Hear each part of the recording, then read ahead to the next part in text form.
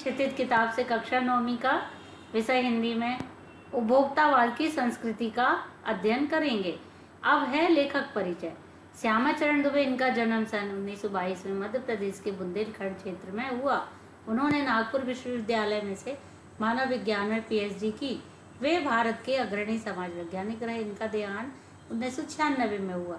इनके मुख्य कार्य हैं मानव और संस्कृति, परंपरा और इतिहास बोध, संस्कृति तथा शिक्षा, समाज और भविष्य, भारतीय ग्राम संक्रमण की पीड़ा, विकास का समाजशास्त्र और समय और संस्कृति में अध्ययन।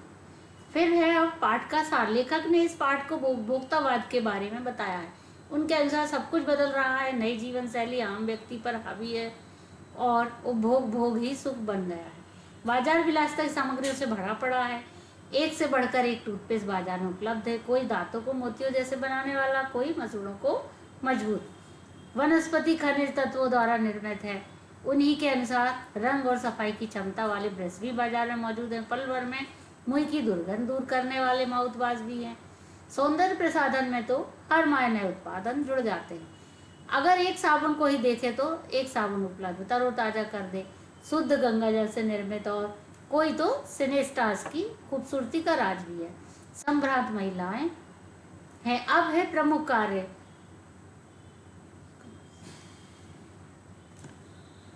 मानव और संस्कृति, परंपरा और इतिहास बोध, संस्कृति तथा शिक्षक, समाज और भविष्य, भारतीय ग्राम संक्रमण की पीड़ा।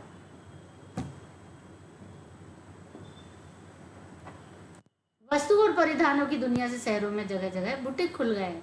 अलग अलग ब्रांडों के नए डिजाइन के कपड़े आ गए हैं। घड़ियां अब सिर्फ समय देखने के लिए बल्कि प्रतिष्ठा को बढ़ाने के रूप में पहनी जाती। संगीत आए हैं, म्यूजिक सिस्टम बड़ा होना चाहिए, तो ये शादी विवाह पर 5 सितारा होटलों में बुक होना चाहिए, तो इलाज करवाने के लिए 5 सितारा हॉस्टलों में भी जाया जाता है। शिक्षा के लिए 5 सितारा स्कूल मौजूद होना चाहिए। कॉलेज यूनिवर्सिटी बन जाएंगे। अमेरिका और यूरोप में मरने के पहले ही अंतिम संस्कार के बाद का विश्राम का प्रबंध कर लिया जाता है। कब्र पर फूल, फव्वारे, संगीत आदि का इंतजाम भी कर लिया जाता है। हमारी परंपराओं का अवमूल्यन हुआ, आस्थाओं का क्षरण हुआ है। हमारी मानसिकता में गिरावट आ रही है।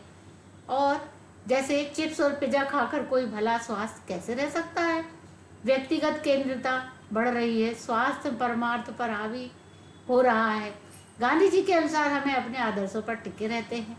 स्वस्थ बदलाव को अपनाना चाहिए। कठिन शब्दों के अर्थ, शैली, ढंग, वर्चस्व, प्रधानता, विज्ञापित, सूचित, अनंत जिसका अंत ना हो, सौंदर्य प्रसाधन, सुंदरता बढ़ाने वाली सामग्री, परिधान, वस्त्र, अस्मिता, पहचान, अवमूल्यन, मूल्यों में गिरावट, शरण, नाश, उपनिवेश व विजित देश जिसमें विजेता राष्ट्र के लोग आकर बस गए, प्रतिमान, मानदंड, प्रतिस्पर्धा, ओट, छद्म, बनावटी, दिग्भ्रमे, दिशावही, वशीकरण, वश में करना, अपव्यय, फिजूल खर्ची, तात्कालिक उसी समय का परमार्थ, दूसरों की भलाई। लेखक के अनुसार अब हम प्रश्नों का अभ्यास देखेंगे कि क्या बताया है। प्रश्न 1, लेखक के अनुसार जीवन में सुख से क्या अभिप्राय है। उत्तर है, लेखक के अनुसार उपभोग का भोग करना ही सुख है, अर्थात जीवन को सुखी बनाने के लिए उत्पादों की जरूरत पड़ती है। दूसरा है, आज की उपभोक्तावादी संस्कृति हमारे दैनिक जीवन को किस प्रकार प्रभावित करती है। उत्तर है, आज की उपभोक्तावादी संस्कृति हमारे दैनिक जीवन को पूरी तरह प्रभावित कर रही है। इसके कारण हमारी सामाजिक नींव खतरे में है। तीसरा प्रश्न है, गांधी जी ने उपभोक्ता संस्कृति को हमारे समाज के लिए चुनौती क्यों कहा। उत्तर, गांधी जी सामाजिक मर्यादाओं और नैतिकता के पक्षधर थे। गांधी जी चाहते थे लोग सदाचारी, संयमी, नैतिक बने, भाईचारा में रहें, प्रेम से रहें, संस्कृति के विपरीत चलती भी रहे तो भी ना चले। वह भोग को बढ़ावा देते थे, जिसके कारण नैतिकता तथा मर्यादा का ह्रास हुआ। फिर है प्रश्न 4, आशय स्पष्ट कीजिए। जाने अनजाने आज के माहौल में आपका चरित्र भी बदल रहा है। आप उत्पाद को समर्पित होते जा रहे हैं। दूसरा, प्रतिष्ठा के अनुरूप अनेक रूप होते, हास्यास्पद भी क्यों ना हो।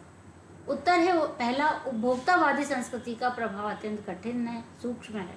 उपभोग करते करते न केवल उनके गुलाम होते जा रहे हैं बल्कि जीवन का लक्ष्य भी हम खोते जा रहे हैं। है सामाजिक प्रतिष्ठा विभिन्न प्रकार की होती, जिनके रूप बिल्कुल विचित्र होते हैं, हास्यास्पद हैं, हंसने योग्य हैं। अपनी सामाजिक प्रतिष्ठा हो या ना हो, लेकिन टीवी पर विज्ञापन देख रहे हैं, हम उसे खरीदने के लिए लालायित हो जाते। क्यों? टीवी पर दिखाए जाने विज्ञापन बहुत ही सम्मोहक और प्रभावशाली होते हैं। वे हमारी आंखों कानों को भा जाते हैं, विभिन्न दृश्यों और ध्वनि के सहारे प्रभावित करते हैं, हमारे मन में वस्तुओं के प्रति भ्रामक आकर्षक पैदा करते हैं। खाए जाओ क्या करे, कंट्रोल ही नहीं होता इससे प्रकार से। फिर 6 है, आपके अनुसार वस्तुओं को खरीदने का आधार वस्तु की गुणवत्ता होनी चाहिए या उसका विज्ञापन? तर्क देकर स्पष्ट करें। फिर उत्तर है, वस्तुओं को खरीदने का एक ही आधार होना चाहिए, वस्तु की गुणवत्ता। विज्ञापन हमें गुणवत्ता वाली वस्तुओं का परिचय करा सकते हैं। अधिकतर विज्ञापन हमारे मन में वस्तुओं के प्रति भ्रामक आकर्षण पैदा करते हैं। वे आकर्षक दिखाकर गुणहीन वस्तुओं का प्रचार करते हैं। 7 है, पाठ के आधार पर उपभोक्तावादी युग में क्यों पनप रही है दिखावे की संस्कृति, इस पर विचार व्यक्त करें। उत्तर है, यह बात बिल्कुल सच है कि आज दिखावे की संस्कृति पनप रही है। आज लोग अपने आधुनिक से अत्याधुनिक कुछ हटकर दिखाने के चक्कर में, जैसे म्यूजिक सिस्टम, सौंदर्य प्रसाधन, मोबाइल फोन, घड़ी इत्यादि, लाखों के खर्चे का उपभोग करते हैं। अब है 8वां, आज की उपभोक्ता संस्कृति हमारे रीति रिवाजों और त्योहारों को किस प्रकार प्रभावित करती है, इसका उल्लेख है। उपभोक्तावादी संस्कृति से हमारे रीति रिवाज त्योहार भी बहुत प्रभावित होते हैं। आज त्योहार रीति रिवाज का दायरा सीमित होता जा रहा है। त्योहारों के नाम पर नए नए विज्ञापन बनाए जा रहे हैं और विज्ञापन दिखाए जा रहे हैं, मिठाई, चॉकलेट, रीति रिवाज आदि। 9 धीरे धीरे सब कुछ बदलता जा रहा है। वाक्यों में बदलने के क्रिया विशेषण बताया गया है, नीचे दिया, उसमें हम कुछ उदाहरणों से समझेंगे। जैसे उत्तर है, धीरे धीरे सब कुछ बदल रहा है। धीरे धीरे रीतिवाचक क्रिया विशेषण सब कुछ परिणाम वाचक क्रिया विशेषण है। दूसरा, आपको लुभाने की जी तोड़ कोशिश में निरंतर लगी रहती है, इस वाक्य में निरंतर रीतिवाचक क्रिया विशेषण है।